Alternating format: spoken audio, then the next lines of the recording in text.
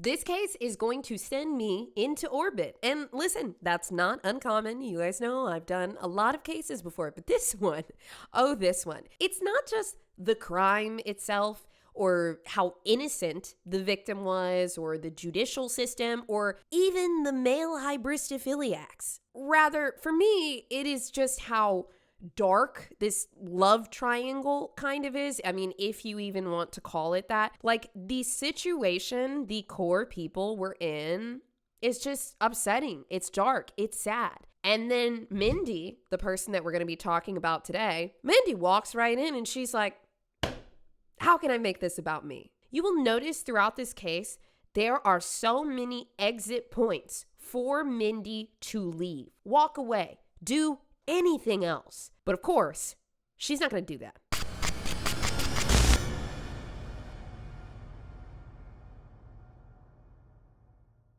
Welcome back to another week, another Sinister. It's me, your favorite Hot Topic employee, BOZE. We're just rolling right into it today because I got to talk to you about the case from A to Z, but I'm going to be honest with you, I got a lot of thoughts today. I got a lot of thoughts. All that I ask is, for this case in particular, normally when I'm doing Sinisters, I really try to just stick to what is going on in the situation and just present you the research, the facts, all of that. Today, I am going to inject a little bit of my thoughts and my opinions on it. I'll try to lead it with a disclaimer so you know that, hey, this is, BOZE's opinion. I can filter this in or I can filter it out. A lot of my thoughts usually come from patterns in other cases and just recognizing little bits and pieces because, listen, even if you read the entire court document, believe it or not, the story is not all there. This is a woven interpretation of what story is best for the defense or the prosecution. But when you look at all of the pieces, news reports, both sides of it, and then you also kind of inject a lot of information from past cases, different patterns with these types of personality types, you might see a thing or two. So today I'm going to be interjecting a little bit of that here and there, but I'll try to lead by letting you know when this is just my thought that comes from something else. Also, I'm a teeny bit sick today, so apologize for that, but hopefully this doesn't sound too horrible. Mindy Sanghera was raised in a place called West Midlands County in England. Her family was extremely hardworking. They're of Pakistani descent and originally came from India, and then they moved to England and they bought this $400,000 house. This is when Mindy was much younger in like the 90s. I mean, that's a pretty nice house. Her father was a manager at a place called the Royal Mail, and then her mother worked at a retail shop called Marks and Spencer. I like to tell you guys the little names, like in case you're local or like certain towns or locations. It's always a little interesting. So I'm telling you guys some of the cultural elements here because it kind of weaves into the story. So Mindy's family's religion was Sikh. She was not particularly religious. After her family moved to England, like they still, had their faith, but, they didn't really put it too hard on Mindy. So yes, she was Sikh, but she didn't really follow or practice that much. It didn't mean that much to her. Now, this flip-flop with her religion, it didn't really affect her much because, Mindy was going to school, making friends, getting straight A's. Mindy was not an A, B, C, maybe student. She was a straight A's girl. Mindy got a lot of attention when she was younger. I mean, she put in the work to get her good grades. But I mean, she just was also very, very pretty. Guys at school liked her. Girls wanted to be her friend. And, she kind of was able to just focus on her studies and didn't have to worry about, social groups or who she's going to date or who's going to do what. Like, Mindy kind of just passively got whatever she wanted. And I just want to throw this in here. Because Mindy was so pretty from a very, very young age and up until the time of the murder when she was 23, I don't think she really had that experience of like when you're not the most attractive person in the room and like nobody gives a shit about you and like you really gotta like work to have anybody like take you seriously. Like from a young age, Mindy was treated like she was on a pedestal. She didn't really have the experience of what it was like to be down here with most of us. She was a pretty girl with straight A's that everybody liked. And it seemed to come to her effortlessly and throughout her entire life. So this is her life for many years. I mean, high school was totally a breeze for her. And after she gets out of high school, she starts medicine school. She wanted to become a dentist. Now, Mindy was very focused on her studies, but sometimes she would go out with her friends and party. So one night in May of 2005, she went out to a nightclub with her friends, and that is when she met her soon-to-be boyfriend. Stop leaving yourself vulnerable to data breaches. You guys should sign up for Aura today and get all of that stuff removed from the internet. And listen, if you don't know what I'm talking about, have you ever gotten like a random text message or phone call that just seemed suspicious? Well, usually what happens is that means your information has been leaked online and somebody bought a giant list of information and they're just going through and seeing which numbers are active. They are testing to see if they can sell your number to somebody else. Isn't that crazy? Your phone number is just being passed around to person for money. And where are they getting this information? They're getting it from public records. They're getting it from websites that you sign up for. We all have to sign up for 100 different websites throughout the entire course of a year. And if you sign up for a company's website and they have not placed money into cybersecurity and data protection, your information is at risk. That email that you put in, that password, that phone number, any of that stuff is all at risk. And the only way to combat it is by taking care of the data. And Aura can help you do that. So if you want to get 14 days free, all you have to do is go to aura.com/sinister. That's Aura, AURA.com/sinister. And look, they'll give you 14 days free. On top of that, you'll be able to see exactly what information has been exposed in leaks so that maybe you can go in and change it or stop using that old password. So once again, super important to me, aura.com/sinister. Protect your data. This guy's name was Sair Ali. Now, Sair was also Pakistani, but he was a practicing Shia Muslim, which, by the way, I have to tell you guys a couple of cultural aspects of this. I'm not super well versed in these, but hey, listen, one thing is very clear. They are both of Pakistani descent, but these are two different religions. And we all know differences in religions can cause some serious issues in relationships. Now, this is a little interesting. His family lived in this place called Bury on the outskirts of Manchester, England. And my researcher found this. The average median home at the time was about $183,000, but Sarah's family owned a home that was $500,000. So almost triple, not quite triple, but 2.5 times the price. I don't see a lot of information that his family was particularly wealthy, but when you own a home that's that much more expensive than the median, very, very possible. Now, of course, there could be an inheritance. They could have come into a windfall of money and just, bought a really nice house. But I thought I'd give you guys that piece of information. Now, on paper, his family seems pretty tight-knit. He lived in this home with his parents and his younger brother. And then Sarah also had 2 older sisters who were already married, out of the house, kind of moved on. And then also he owned this mobile phone business that was doing pretty well. So, on paper, it seems like they're a pretty happy and healthy family. Now, on this night in May, Sarah and Mindy meet at this nightclub and they hit it off instantly. Mindy, of course, she's very, very pretty. She's easy to talk to. They're at this club, they're having fun. And Sair is running away from something. He's hiding a little secret, but never mind that for right now. He's here with this hot chick and they are having the time of their life. This night went incredibly well and they stayed in contact and started dating shortly after. In Mindy's world, she really kind of had her pick of guys. Like I said, straight A student, she's going to be a dentist, she's really pretty, she's all put together.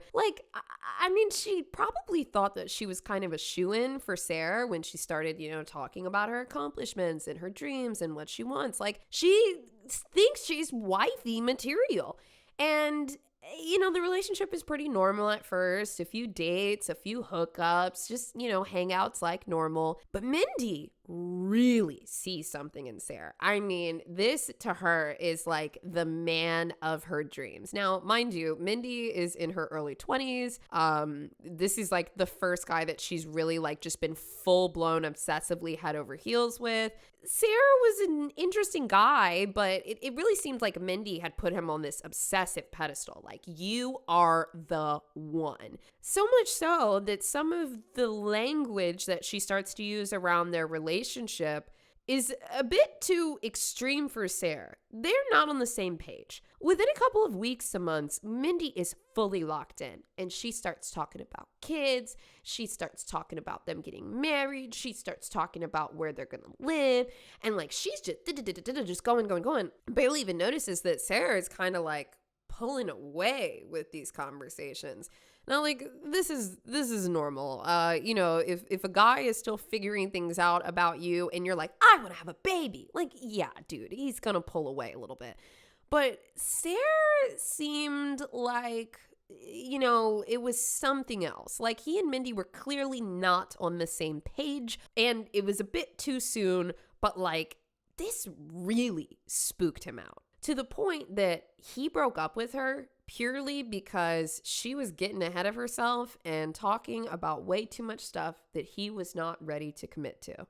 So he ended the relationship. Now, of course, Mindy is going to want to know why. This was so perfect. I'm perfect. Like, what could possibly be the issue? So he tells her, hey, look, my family is really, really religious, and this just isn't going to work between us. We're too different, and I'm sorry. It's the religion. And Mindy goes, okay, well, I'll convert. And he's like, wait, hold on. And she's like, no. Like, I'll convert literally right now. Religion is not something that is very important to her. So she's just willing to jump over and switch teams. Now, for people that are extremely religious, sure, it is really beautiful when you're willing to convert to the religion, but I think it makes a little bit more sense when, it takes months to years, or, maybe there's a story behind it. Like, she never had a religious background, and then she understood like how good it was to be in this faith, and, was deciding, I want to do this. But like, when somebody says, hey, I can't be with you because we're different religions, and then the person's immediately like, okay, I'll convert. It's kind of intense. It's just kind of weird. He doesn't really know what to say to this, but they end the conversation with Mindy saying, okay, I'll convert. So, right after this call, she started abstaining from alcohol. She started eating halal only food. She just started to pick up a few bits and pieces, and she would present them to him every step of the way. Like, look, I'm in. I love you. I love you so much that I'll abandon my family's religion. I'll abandon any of my foundations. And like, I'm right here with you. So let's do this. But what she doesn't know is that Sair is actually set up to be engaged to his first cousin, who is 17 years old. And the wedding is coming up soon. Now, for Sana, who is about to turn 17 years old, this is it. Life as you know it is now going to be this. Her family starts to begin these massive wedding preparations. Like, it's an exciting time for them. It's a celebration. It's amazing. All while she and Sair don't really want to do this. But of course, this has been chosen. This has been the plan for many years. Now, I also just want to take a minute to remind you guys, it's okay if you want to kind of like walk in their shoes for a minute, or think about, psychologically, what is this going to do to somebody per se? But all that I ask is you guys just have an understanding that some cultures are a little bit different. There's different structures in different places. So please be respectful of that. But I do understand that just like I'm talking about, like, whoa, this must have been really depressing. If you relate to it, or if it just feels like a very human emotion, sure. But please, please, please be mindful. That's all I ask. So Sair is hiding all of this from Mindy. Meanwhile, she's over here doing a dry January, like pretending that she's converting in some aspect. And I gotta say, this also bothers me because you guys know, like, I used to be very religious, not anymore. Still, respect the culture, religion, whatever.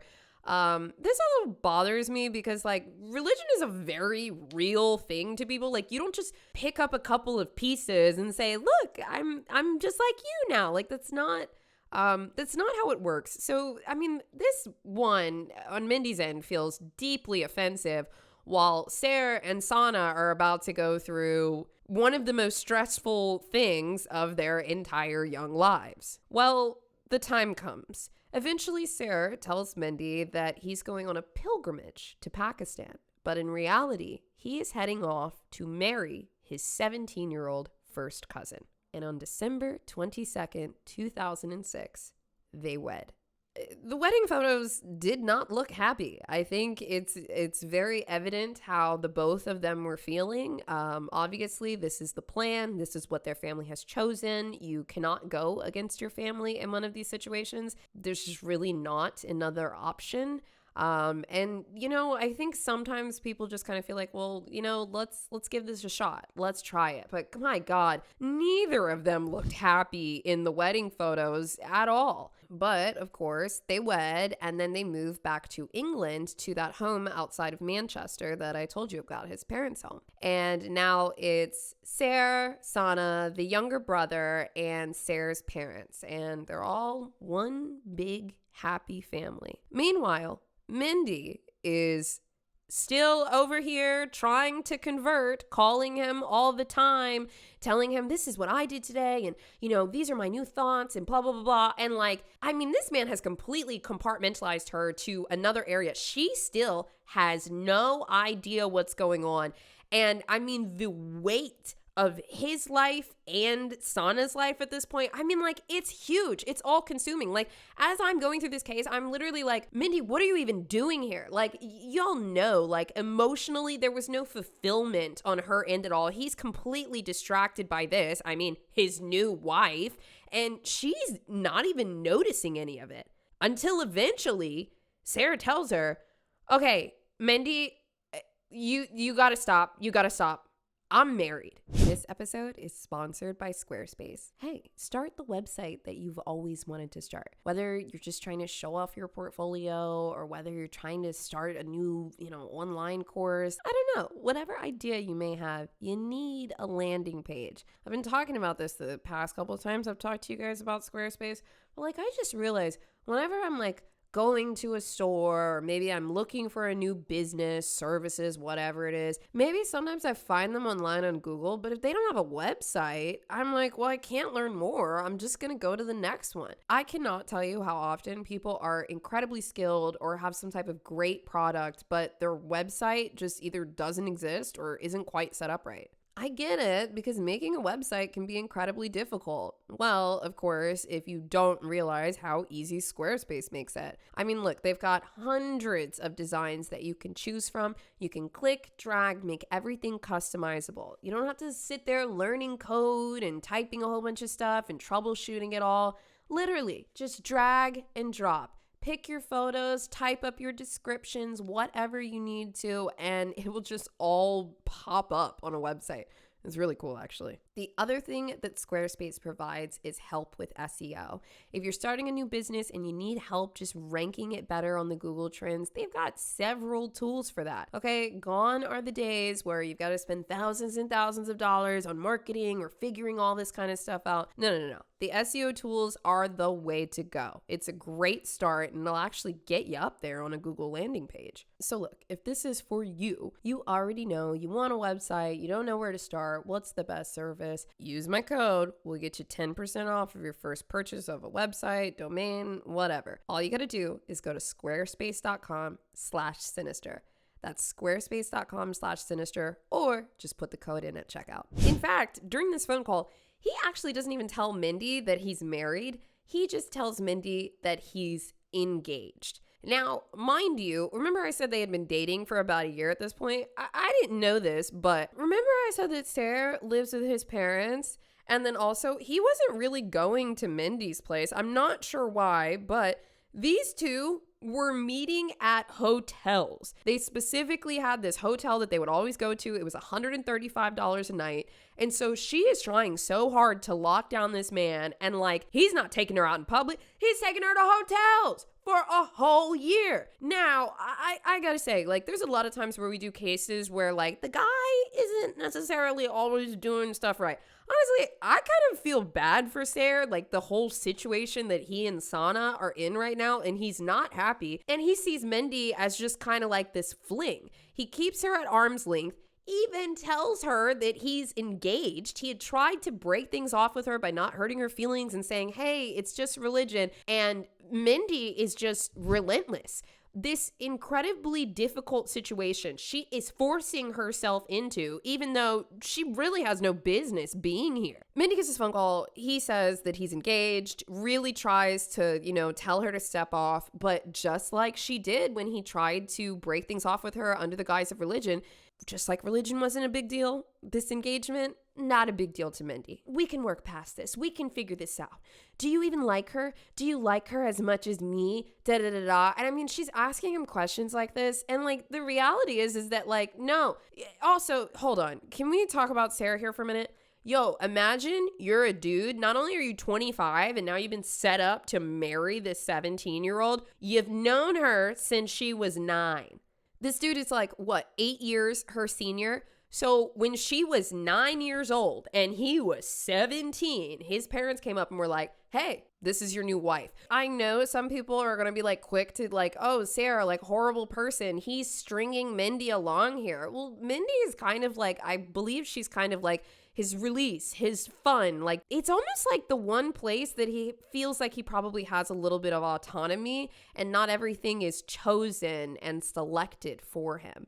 So it's not great. I mean, he's cheating on Sana. He's not telling his family about Mindy. He's stringing Mindy along. But I actually believe that Sair is just like in a point where it's like a pressure cooker where he knows everything is wrong, but like a dude, he doesn't know what to do, and he just completely like freezes here. Now, remember, this is sinister, so I might ask you to take your empathy cap off for Sair a little bit later, but right now, honestly, this is the situation, and I think it's messed up across the board. So he tells her he's engaged, and Mindy does what a lot of people do. She plays cool girl. Okay, it's fine, whatever.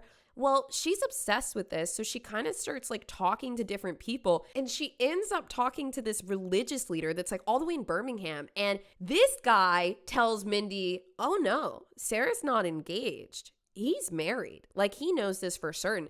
And this is like so interesting because like everyone's always like, yeah, you can tell religious leaders stuff. Like, yeah, it'll be between you, the pastor, and like, whatever. But like, then I've heard of so many cases,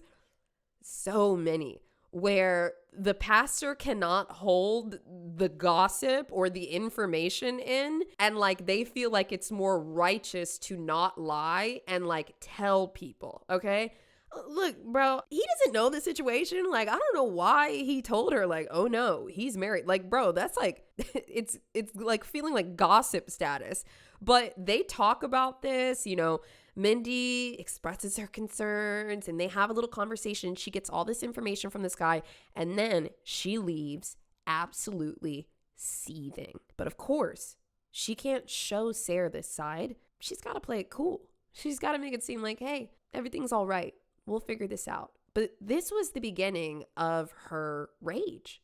Meanwhile, Sana is in her home in her new life, and she is incredibly lonely. She's not around her family anymore. She's just living with Sair and his entire family. She doesn't really know them that well. Like, these were not close family friends. Like, they didn't spend a whole lot of time together at the wedding. Like, now she just lives there with them. And Sair, he still likes to party. He still likes to go out. He's a 25-year-old dude. He enjoys the nightlife and his friends. And also, he's seeing Mindy on the side at night. But Sana doesn't know this. She's just at home in this new marriage at 17, alone. People said that it was obvious she was a very sad bride, and Sair did not defend her in any way. He actually told people that on the wedding night, they didn't consummate their marriage, and he had to take Viagra to even like try to be intimate with her. One, this is fucking sad as is, honestly, for both of them. But then 2, I hate that he was just out telling anybody this about her. Like, you know, new relationship, like, let's try to make our wife look good, you know? But, you know, maybe he was just venting about I don't even know, but I hate this. Sana also, you know, complained that she and Sarah didn't really have anything in common. They didn't have anything to talk about. They didn't have anything to relate to or laugh about. She kind of just got really into cooking and cleaning. I don't know if this was entirely by choice or if they were just saying like, yeah, you should do this. But supposedly she really did find some peace in making her meals and making sure the house was tidy. And I can totally see this because sometimes like cleaning and organizing and keeping everything on a schedule, it can make you feel like you have some control, especially when you're living a life where there's no control. Your life, friendships, relationships, it's like the one thing I can do to make myself feel a little more centered is stay on the schedule, make sure everything's put together, check off all my boxes, go to sleep, wake up. She tried to find a little bit of peace in that. Now, despite the issues they were having at home, Sana ends up getting pregnant. Of course, that was the plan all along. Get married and then, okay, when are you gonna have babies? So just a couple months into them being together, she ended up pregnant in the spring of 2007. And he's still seeing Mindy on the side. And at this point, Mindy knows that she's the mistress. And he's actually told her quite a few times, like, hey, this isn't gonna go anywhere. We are not going to be together. And she's like, I know, but like, whatever, let's go out tonight. And I mean, here's the thing. This is just an incredibly like fucked situation because even though Sarah is telling her directly multiple times, hey, this is just for fun, like, I just need you right now. I need some autonomy. I need something over here on the side, but like this is not going to go anywhere. She is fully intending for them to end up together. That's the plan. Like, sometimes when people are in this state of like obsessive love, almost delusional obsessive love, your boundaries don't matter. Your boundaries are just a little obstacle to be solved and you'll get over it. Your boundaries aren't real and I'll be where I want to be in no time. She really fully believes this. She even goes a step further to manifest this. Mindy would always light candles when she would talk with Sarah on the phone, and she kind of had these ritualistic practices that, you know, were going to bring him in, that he was going to love her. One of them was when she would light her candles and they would talk on the phone, she would want Sarah to stay on the phone until she fell asleep. And at first, this was kind of a light request, but eventually it became a demand. I think that this is because Mindy only felt safe knowing she had Sarah's full control and attention. She could only rest when his full attention was on her. Literally. She would also call him and say things to him like, I just want to be your golden girl. Literally, golden girl. Like that's the phrase that she picked. And then she would also make a lot of negative comments about Sana. She would make comments about her appearance. She would ask him if they were having sex, like if they were hooking up. Mindy loved to hear that things were not going well. Now, this is one of my little opinions that I'm going to kind of toss in here, but when I saw that she would make a lot of negative comments about Sana's appearance, I thought that was really interesting. So I had mentioned before that Mindy was a girl that was always very pretty. Her looks were important to her, and she also knew how to use her good looks. I think there's even a photo of her in prison after she went to jail where she's like posing, full makeup, done up in the jailhouse yard, just like, look at me, you know, like she was a very pretty girl. When somebody tends to measure their value in beauty and their attractiveness, they can get very angry towards women that they deem less than in some capacity that has something that they want. So, you know, Mindy, she sees herself as this beautiful, perfect, like she's a 10, she's gorgeous, she's amazing. And then she sees Sana as this woman that's like not very attractive, very young, just, you know, she's not working, she doesn't have her career, blah, blah, blah, blah, blah. Like, she literally cannot stand that Sana has the one thing that she wants because she sees herself as above her. This gap just won't compute in Mindy's head because it doesn't follow the structure that she believes. She thinks that because she's academically successful, she's beautiful, she's smart, that she should be able to have the things that she wants and not her. So she kind of, I feel like she built this resentment towards Sana just because she was comparing herself to her and she felt like she, quote, should have been better than Sana, but then why does Sana have the one thing that I want? And I personally believe that this drove Mindy absolutely insane. It was a break in the moral structure of her life that she had created. In her world, this is not how things were supposed to go. Mindy also started writing these letters, sometimes to Sair, sometimes to herself. But she would say things like, I think I'm going crazy. I thought I could handle it and deal with cutting contact with you, but I can't. Another one said, maybe I'm a psycho, crazy, or just a fool, or all of these things. Like, Mindy could tell she was like actively losing her mind over this guy, but still, like an addict or something, she continues. This whole thing threw Mindy into this deep anxiety, resentment, obsession, and she just really couldn't crawl her way out of it. Sometimes she would make threats to Sair, like saying that she was going to come to his home and confront his family and tell them everything. And dude, you guys gotta understand that is terrifying for him. You know, that's another reason why he might have continued this relationship, because if somebody is threatening you or has some type of blackmail or something on you, and anytime you pull away, they throw that thing at you. But then if you're nice, they're nice, it will condition the other person to be like, okay, let me not make her upset. Let me just give her what she wants, which is basically me. But I will say, you know, I think Sair also was a little bit addicted to this dynamic. You know, for Mindy,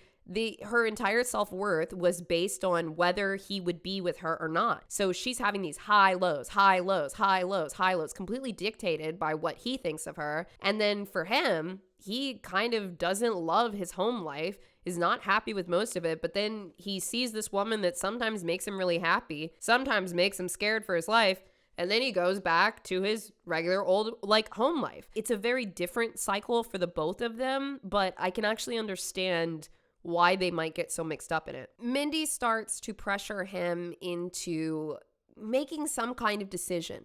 Like, you're clearly not happy. What are you going to do? What are you going to do? And God, I hope it involves me. I mean, she's just hoping. Every day she feels like she's getting a little bit closer.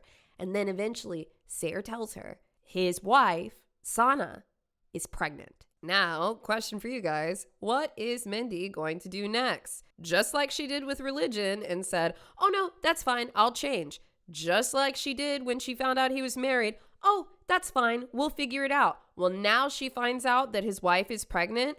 I am not kidding you. Mindy's solution to this was, okay, well, I'll be your second wife. Like, we're getting to a point, I hope you guys can understand, where this is not about being with Sair. This is some type of like, Sair holds the keys to how Mindy feels about herself, or at least she thinks she does. And also, here's the thing. Here's the real kicker. Mindy gave him the keys.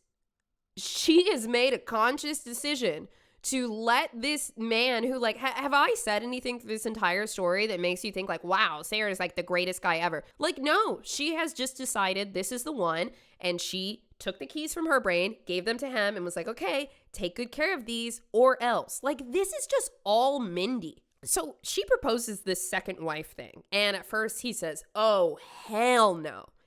But then something changes and he agrees. I can only assume by Mindy's patterns that, you know, she launched another threat in his direction and was like, listen, let's just do this or else this. Because suddenly, not only does he agree to let her be the second wife, this is actually something called a muta marriage. It says it's a temporary arrangement that allows for a man and woman to live as husband and wife for a specified time. So they actually made this agreement, and the agreement was supposed to end on May 16th. So during this time, Mindy convinces him that they should live together. I'm not sure if they had like a separate house or something, but like they did have a temporary living agreement, which, dude, for a chick like Mindy that's just trying to claw her way up and every little inch just feels like she's getting so much closer to her goal, her actually living with Sair was huge. It was like every time they were together, she finally wasn't anxious. She could breathe. He's right here. I feel safe. I'm happy. Great.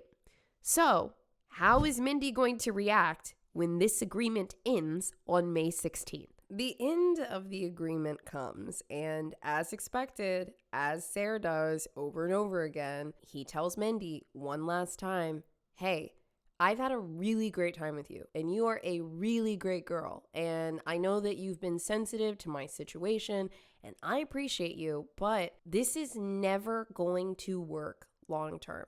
It's never going to work. At this point, he's finally being a little bit more direct. It's not about the religion or his circumstances or his wife or anything.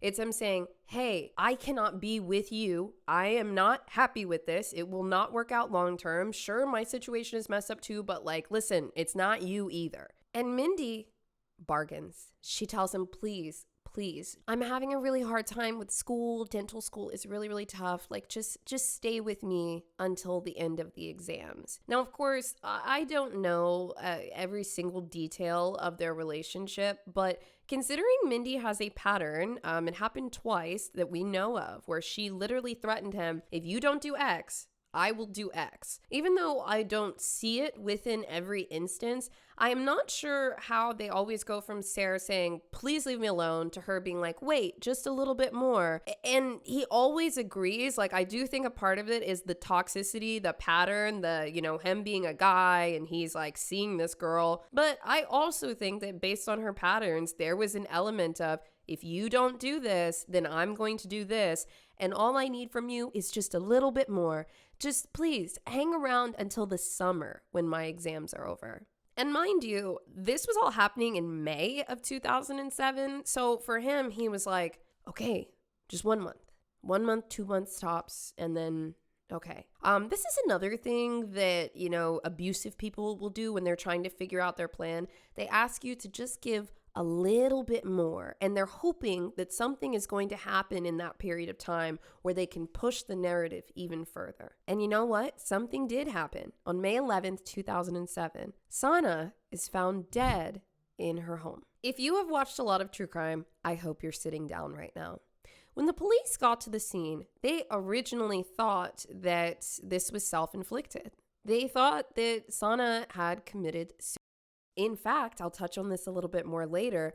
Mindy's defenders will also try to say, hey, maybe it was self-inflicted. I don't think Mindy did it. That girl Sana was really depressed. So, maybe she did it to herself. Sana had been stabbed 40 times, over 40 times with a kitchen knife while she was 11 weeks pregnant with her child. It blows my mind that there are actually articles where people online try to say like, hey, maybe it wasn't Mindy. I honestly believe that these are male hybristophiliacs that will just defend Mindy to no end because she is very beautiful. Some of them even have high-ranking jobs, and they use that information in those jobs to try to paint a picture where, hey, maybe Mindy didn't do it and Sana just, did this to herself. I want to reiterate, not only was this woman stabbed over 40 times while she was pregnant with her child, but also Sana had several defensive wounds on her hands. If you know anything about true crime, you would know that defensive wounds usually mean that somebody was trying to fend off an attacker by putting their hands in front of their face or in front of their body, and during the frenzy, the person with the knife was stabbing or cutting or hurting the hands in some capacity that make it obvious the person was trying to defend themselves. Now, of course, when people do something to themselves, sometimes a knife can slip and there can be wounds or something on the hands, but defensive wounds are a very, very obvious thing. You can tell the angle that the knife was coming from. You can tell how high up somebody was holding it. Like it's all angles. Like this is forensic science. She had defensive wounds on her hands. And it really made me sick when I was like looking through this and people tried to infantilize Mindy Sanghera, saying like, oh, she was a student and she got caught up in this lady that No, dude. 40 times and defensive wounds. We are not going there. We are not going there. Anyways, so the report says that originally the police thought that it may have been self-inflicted, but this is also because they were talking to people and people told them, oh, Sana was really depressed. She was really depressed 40 times. Okay. So after, police talk to people and they really look at the crime scene, they're like, we think this is a homicide. And they're like, okay, well, feel free to investigate. Start talking to a couple people. Guess whose name comes up? Mindy Sanghera. Of course, they talked to Sarah, but they found out he was just completely gone. He was at the mosque for prayers. Like everybody saw him. He was like doing his thing. And also, when they first told him that his wife had been murdered, Sarah's initial response was, oh my God, I've killed my wife. That's how he responded. He felt like because he was not a good man to her, because of his actions, he actually was hysterical when he found out what had happened. This, to me, it did not seem like, he had secretly planned this and, he's going to go to the mosque and now's your time or something, Mindy. It seemed like he felt like that maybe it actually could have been self-inflicted or something had happened, but he thought that it was all his fault and he was absolutely hysterical. They also checked out his alibi and he was not there. So all of the suspicion fell on Mindy and she was brought in to be questioned. Now, shockingly, when they talk with Mindy, she tells them that she did see Sana that day. And when she last saw her, Sana was alive. Regardless of her story of whether Sana was alive or not, like, this is weird because they'd never met before, they had never spoken, and also his parents, Sarah's parents, they were actually out of town at the time, and so was he. So on the one day that she was completely home alone, and Mindy knew that she was home alone, she just went to, quote, talk to her. She told police that she came to the house to tell her about the affair. But, they realized that that's not the way the story went at all. On this day that was carefully planned where no one else would be home, Mindy drove 115 miles to go to Sair and Sana's house. On this drive, she actually called Sair, had a little conversation with him, called another friend, just kind of chatting it up like usual. And she got to their house and parked in a little spot that, she felt like was hers. She and Sarah's thing had kind of been going for a long time, so she had been to the house before, but not really like as a girlfriend. Her coming in and remembering where she parked and calling it her usual is like very indicative that she felt entitled to Sarah's life and his home because she was not part of the family. Regardless, she goes to the house and knocks on the door. And Sana, who has no idea who this woman is, answers. And Mindy actually tells her, I'm one of Sarah's girlfriends. Sana is like a very kind of shy, very in her head. She's in this shitty situation. She just takes what Mindy says at face value and assumes that he's one of the ex-girlfriends and invites her in. Mindy comes in, actually takes her shoes off at the door, gets comfortable, and they start talking.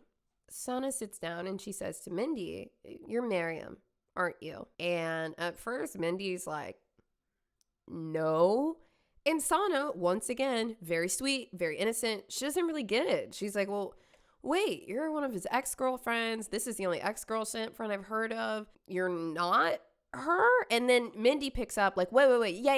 Yeah, that's me. I am Miriam. And she tells her that she's this ex-girlfriend named Miriam. And Sana is like, oh, hello, like I've heard so much about you. Like it's nice to meet you. They're so entrenched in this conversation that Sana's mother actually calls her at one point. But, Sana's talking to her and she doesn't answer her mom's call. And Mindy also points out, she told this to the investigators. She said during this conversation, she had pointed out a teddy bear that she had bought for Sair. And she said, oh, oh my gosh, that's a bear that I got for him.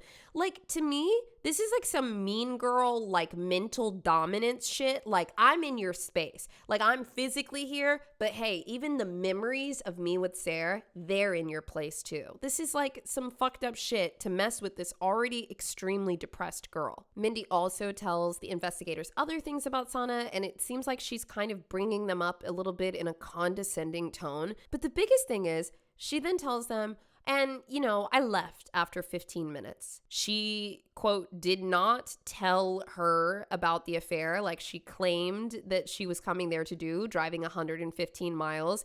She tells the investigators this was a 15-minute conversation, and then she just left. Now, of course, that's Mindy's version of events.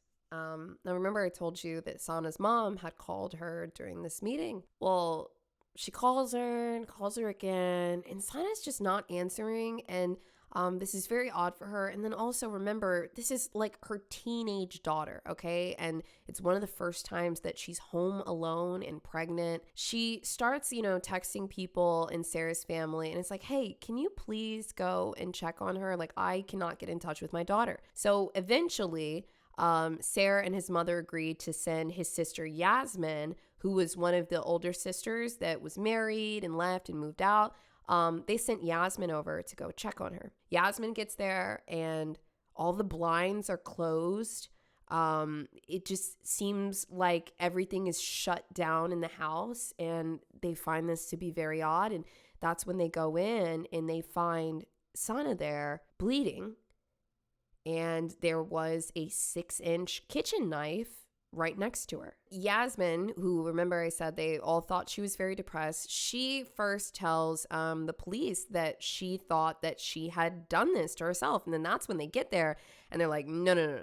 This is like something else. So that's how it kind of started, with the family believing that Sana was very depressed, which she was, and then also Yasmin not going too close and just calling police immediately. And so they just kind of thought because of her depression and some other things, but like it is just evident from the number of wounds and the defensive wounds that Mindy's version of events, the accuracy stops somewhere, okay? I do believe that conversation about the teddy bear, or I do believe the conversation about her mixing her up with somebody else and like kind of letting her in. But I personally believe that Mindy drove 115 miles to attack that woman and remove her from the picture. So this is also how Yasmin ends up telling Sarah that Sana had killed herself while he was at the mosque. And while he's there, first thing he does is he starts calling Mindy.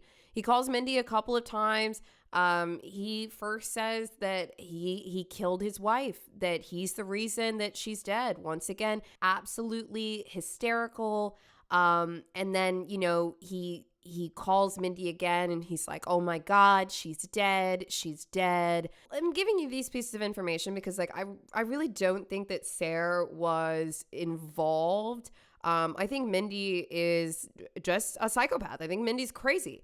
So when the police spoke to him, he was still very hysterical. He eventually calms down, but there was no sign of blood on him. And he wasn't there. Now, in the autopsy, there was another interesting detail. One of the stab wounds, it did not pierce the shirt, and it also was so direct that it meant that whoever did it would have had to pull up the shirt of Sana and directly stab the knife into the abdomen where she was carrying a child. Maybe I'm projecting a little bit here, but, I don't see a world where a mother would want to take herself out and then also would so viciously, directly attack the child growing inside of her. But it does make sense that a jealous lover that did not want them to have a child together might do that. Now, Mindy's obviously the primary suspect here, but her story puts her there. It just doesn't admit any wrongdoing. They also couldn't find any blood on her or her belongings. I mean, granted, this was way after the murder, but they couldn't find any direct forensic evidence. And Mindy maintained her innocence. She claimed that she just wanted to tell all and end the affair. when this goes to trial, the defense team for Mindy does as the defense does, and they start to drum up a story. They insist that Sair actually killed Sana. Now, remember, for a defense like this, Sair is not on trial. Mindy is the one on trial. So all they need to do is provide enough reasonable doubt that maybe Sair did it and not Mindy, so that she could get off. The judge actually put his 2 cents in this trial, which I thought was pretty interesting. The defense tried to paint Sair as a liar. They tried to come up with all these different instances of him, making things up or, telling stories or whatever. The judge called this out and said that their defense was a smokescreen. And then the judge actually also made it a point to say that Sair's stress could have caused Mindy to commit the murder. And I think this is so interesting. This is another testament to when you look at a whole bunch of trials, you can see different patterns and you won't really realize until you go into another one and it's kind of connected to another. But this guy is totally right. Mindy, in my opinion, does fit the profile of someone who is looking for any justification for her desperation. And it's important to remember that she actually is desperate in this situation. The prosecutor said, quote, "Jealousy and desperation allowed all good reason and sense to desert her." And I think this is very true. Mindy was desperate. And sometimes when people's ego won't allow them to admit to themselves that they are being desperate, they'll just start clamoring to different justifications. One of which that's really common is, "I'm the savior." So for Mindy, if she believes that she really loves Sair and Sair is in this horrible situation and, she needs to protect him, she needs to save him. If she loves him, if she's going to be a good woman, she has to do something to protect him. That is the veil. That is the story. That is the justification that Mindy will try to convince herself of. But the reality of the situation is she is so desperate for Sair's attention and his love. Part of the reason that I tell you guys these stories is I urge you to look at yourself and to look at others. If you are getting to a point of desperation with anything, unless it's like desperation to pay your rent or pay your bills or something, but desperation with a guy, it almost never makes sense. And sometimes people will not admit to themselves when they're being desperate because it's a bad look. But it is better to admit that you are going off of the deep end. It is better to admit that you are being desperate. It is better to admit that you are doing things you would not normally do so that you can dial it the fuck back, okay? Obviously, Mindy's off her rocker because she went to the extreme. Murdering a pregnant 17-year-old, holy shit. Obviously, we can see what Mindy is capable of, but the factor here is this climbing desperation. It's just worse and worse and worse. And I don't think that there was a single time that Mindy looked at herself and was like, "Oh my God, this looks bad. I should just move on." No. Instead of looking in the mirror at her desperation, she climbed to justifications like this one that the judge called out. And I personally think the judge is fully correct about that. Now, in this trial, it came out that Sana in the past had inflicted wounds on herself. She had cut herself because she was so upset in her marriage. And there was a couple of old wounds that were very real. But the court actually summarized this decision and they said that this was a carefully planned murder that was made to try to look like a suicide. Mindy had actually stabbed her multiple times, but then she also made lots of cutting and just kind of swiping, deep cutting marks all over Sana's body. So I personally think that she knew that Sana had a history of hurting herself, and she tried to use that to make this thing look like Sana had done it to herself. But the fact is, nobody can stab themselves 40 times. And to use this fact about Sana against her and try to roll it up into her death and say, "Oh, no, that was her," is just sick. It's just sick. Mindy knew this about her, and then she tried to make her death look like a suicide. Now, in a case like this, there is not always a lot of concrete forensic evidence. Because Mindy was kind of a girlfriend of his, if there was any of her DNA or something at the house, she could try to say, oh yeah, I had been there before. But I mean, when you look at the story, when you look at the locations, when you look at the circumstantial evidence, when you look at the forensics of it, when you look at the fact she traveled 115 miles on the only day nobody would be home, I actually encourage you guys to look at some of the articles with people defending Mindy Sanghera, because it'll make your stomach turn. One of the ones I saw was this article that said, woman sentenced for murder that could have been suicide. Crown prosecutor and detective believe she is innocent. First of all, that headline is so incredibly misleading.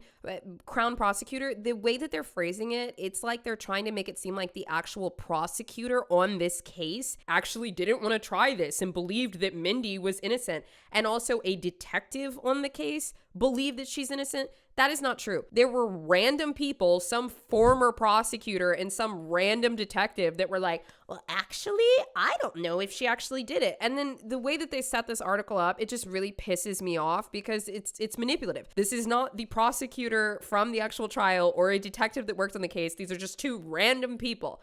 So this person in this article tries to use these credentials to say, well, there was no forensic evidence on the scene. Very defense attorney of them, but it's giving the hybristophiliacs are out and they are all together, okay?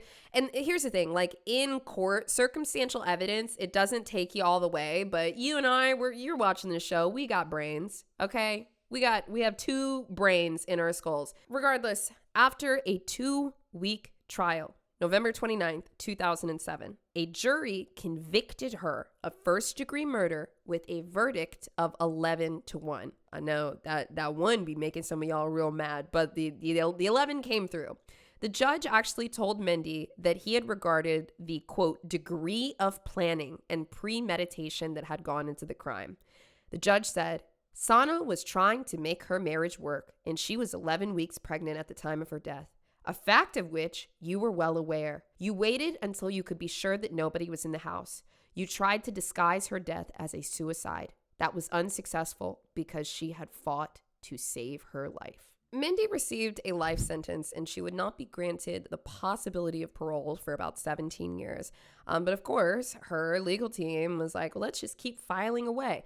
Okay, all of her appeals, I don't care about all of her appeals. Like, they're just all just regular attorney shit, okay?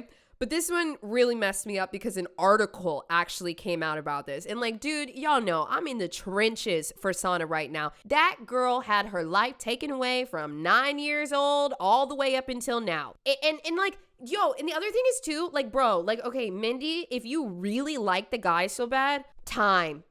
Give it time. I cannot tell you guys how many situations actually genuinely get resolved with time and you don't need to interfere. If they hate this arranged marriage and it doesn't work out and you guys are really meant to be together, give it time, sister, okay? Go over there, clean some fucking teeth, do whatever, and maybe we'll see you in a couple years. But like, just, okay. Sorry, here's the last piece. So in 2014, Mindy's attorney said, hold on, we have new evidence that could actually clear Mindy. And they were like, okay, what's the evidence? And they were like, this is bombshell evidence. It's like, okay, well, what's the evidence? Here's the evidence. It was that they analyzed Sana's cell phone years later, and the analysis, quote, suggested that someone used or accessed Sana's cell phone after Mindy left the house. I want to remind you that according to Mindy's version of events, she left the house after 15 minutes. So that's what her attorneys are saying. Well, Mindy left after 15 minutes, but somebody looked at her cell phone 30 minutes later. That's your bombshell evidence. The other, piece of information they said they had was in the trial, they claimed that Mindy had escaped through this like small kitchen window. And their other bombshell information was, well, actually, we tested that window and it's impossible to get through that window without leaving forensic traces. She could just go through the window and then wipe it down. So, like, you have to be kidding me. I told you, I'm, feeling a type of way about this. It's just wrong everywhere. Everything is so wrong. Sana had no choice, no say in like her entire life. None at all. And here's the thing, man. Sana and Sair had enough to figure out, enough to deal with. Mindy just decided that she was going to insert herself into the whole situation and she wasn't going to let go.